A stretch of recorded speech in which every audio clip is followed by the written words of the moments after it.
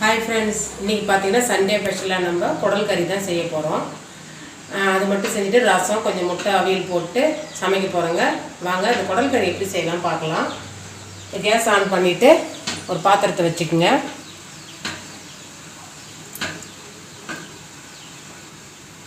பார்த்திங்கன்னா ஒரு ஆட்டோடைய போட்டி எடுத்துன்னு வந்துருக்குறோங்க. அதுக்கு பார்த்திங்கன்னா ஒரு 4 டேபிள் ஸ்பூன் அளவுக்கு எண்ணெய் விட்டுக்குங்க.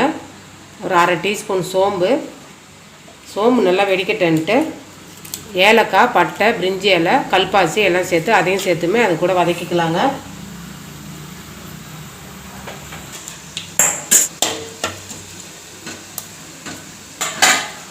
லைட்டாக வெடித்ததும் பொடியாக நறுக்குனா வெங்காயத்தை சேர்த்துக்கலாங்க.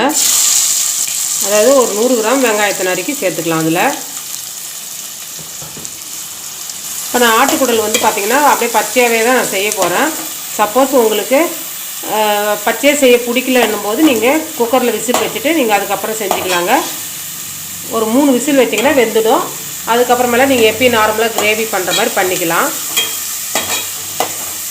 கூடவே 4 பச்சை மிளகாவை கட் பண்ணி சேர்த்துக்குங்க.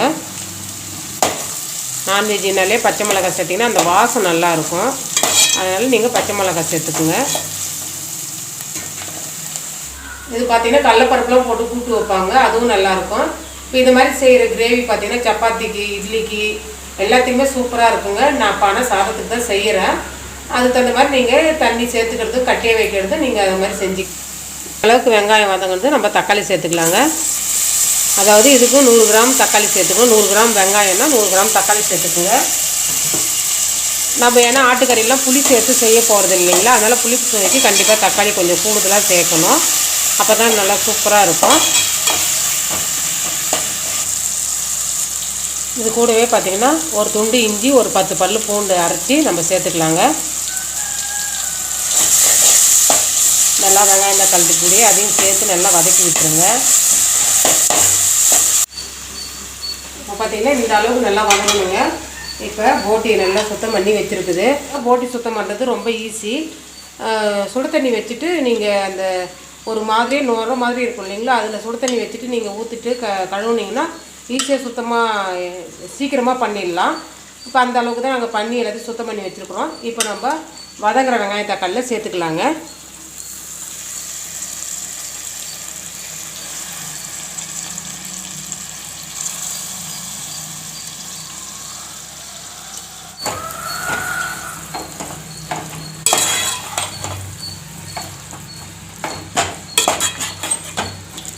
ஆட்டுக்கறியோட ஆட்டுக்குடல் பார்த்திங்கன்னா நிறையாவே இருக்கும். இப்போ நம்ம இது பார்த்திங்கன்னா ஒரு 3/4 கிலோ வருங்க. ஆட்டுக்கறி பார்த்திங்கன்னா 3/4 கிலோ வாங்க போனீங்கன்னா 750 ரூபா ஆகும். இப்போ இது ஒரு 250 ரூபாயிலே முடிஞ்சிடுங்க. நல்லா வதக்கி கொடுக்கணுங்க. ஏன்னா நம்ம பச்சையாக போடுறோம் இல்லைங்களா, அதனால் நல்லா வதங்கட்டுன்ட்டு அதுக்கப்புறம் நீங்கள் கொஞ்சம் மசாலா சேர்க்கணும். நல்லா இந்த அளவுக்கு வதங்க இப்போ மசாலா சேர்த்துங்க. நல்லா ஒரு அரை டீஸ்பூன் அளவுக்கு மஞ்சள் சேர்த்துக்குங்க. 1/2 டீஸ்பூன் தனியாக சேர்த்துக்குங்க. 1 டேபிள் ஸ்பூன் அளவுக்கு குழம்பு மிளகாத்தூள் சேர்த்துக்குங்க. 2 டீஸ்பூன் கார மிளகாத்தூள் சேர்த்துக்குங்க. இப்போ பார்த்திங்கன்னா நம்ம குழம்பு மிளகாத்தூள்லே சோம்பு, ஜீரகம் எல்லாம் சேர்த்து நம்ம அரைச்சதுனால நான் எக்ஸ்ட்ரா தனியாக சோம்பு தூளும் ஜீரகத்தூளும் சேர்க்கலைங்க. நீங்கள் வெறும் இந்த தனியாத்தூளும் மிளகாத்தூளும் சேர்த்து செய்கிறீங்கன்னா தனித்தனியாக நீங்கள் சோம்புத்தூள் தனியாகவும் ஜீரகத்தூள் தனியாகவும் கொஞ்சம் சேர்த்துக்குங்க. நல்லா வாசனை நல்லாயிருக்கும். உங்களுக்கே தெரியும், குழம்பு மிளகாத்தூளில் நம்ம சோம்பு, ஜீரகம், மிளகுலாம் சேர்த்து அரைக்கிறோம். அதனால் இதில் எக்ஸ்ட்ரா சேர்க்க தேவையில்லைங்க. அதுவே நல்லா வாசனை நல்லாயிருக்கும். நல்லா மசாலா போட்டுட்டு அதனுடைய பச்சை வாசனை போகிற அளவுக்கு நல்லா வதக்கி விடுங்க. இப்போ இந்த கிரேவிக்கு தேவையான உப்பு சேர்த்துக்கலாங்க. சப்போஸ் நீங்கள் குக்கரில் வேக வைக்கிறீங்கன்னா கொஞ்சமாக உப்பு, மஞ்சத்தூள் சேர்த்து வேக வச்சுருங்க. ஏன்னா நம்ம அப்போ தான் அந்த வேக வைக்கும்போது உப்பு சேர்த்தா தான் அந்த கறியில் நல்லா உப்பு உரைக்கும். அதனால் நம்ம வேக வைக்கும்போது உப்பு சேர்த்து வேக வச்சுக்கோங்க. இந்த மசாலாவுடைய வாசனை போகிற அளவுக்கு நல்லா வதங்கட்டங்க.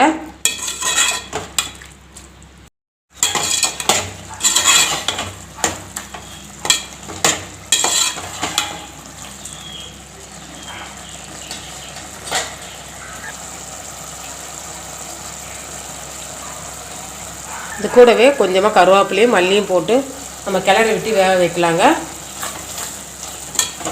நல்லா இந்த அளவுக்கு நம்ம மசாலா போட்டு நல்லா ஒரு 5 நிமிஷம் நம்ம வதக்கி விட்டோம். இப்போதைக்கு தண்ணி சேர்த்துக்கலாங்க.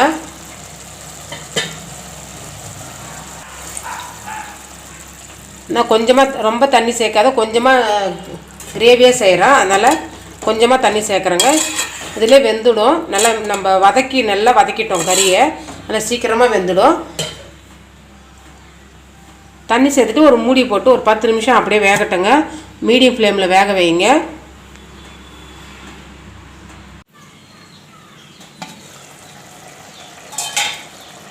நல்லா நம்ம ஊற்றின தண்ணி இந்த அளவுக்கு சொல்லணுங்க. நல்லா சூப்பராக வெந்துடுது, கறியும் வெந்துடுது. அது பார்த்திங்கன்னா ஒரு கைப்பிடி தேங்காய் துருவலும் ஒரு 10 முந்திரி சேர்த்து அரைச்சதுங்க. இது கூட கொஞ்சம் 1/4 டீஸ்பூன் கசகசா சேர்த்து அரைச்சிருக்கிறேன். இப்போ இந்த கறியில் அதை சேர்த்துக்கலாங்க.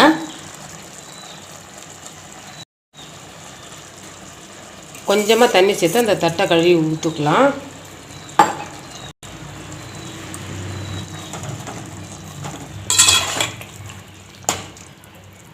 நம்ம முன்னாடி நிறைய மசாலா சேர்த்த மாதிரி இருக்கும். இது மாதிரி தேங்காய் முந்திரி பருப்புலாம் சேர்க்கும்போது அந்த காரத்தை அடைக்கிடுங்க. அதனால தான் முன்னாடி நான் கொஞ்சம் காரம் அதிகமாக சேர்த்தேன். பார்க்கும்போதே நல்லா கிரேவி சூப்பராக இருக்குது பாருங்கள். அவ்வளோதாங்க, மல்லித்தழையை போட்டு நம்ம இறக்கிடலாம். சூப்பரான குடல் கிரேவி ரெடி ஆகிடுதுங்க. இந்த ரெசிபி பிடிச்சிருந்ததுன்னா மண்வாசன் சேனலை லைக் பண்ணுங்கள், ஷேர் பண்ணுங்கள், கமெண்ட் பண்ணுங்கள், சப்ஸ்கிரைப் பண்ணுங்கள். தேங்க்யூ.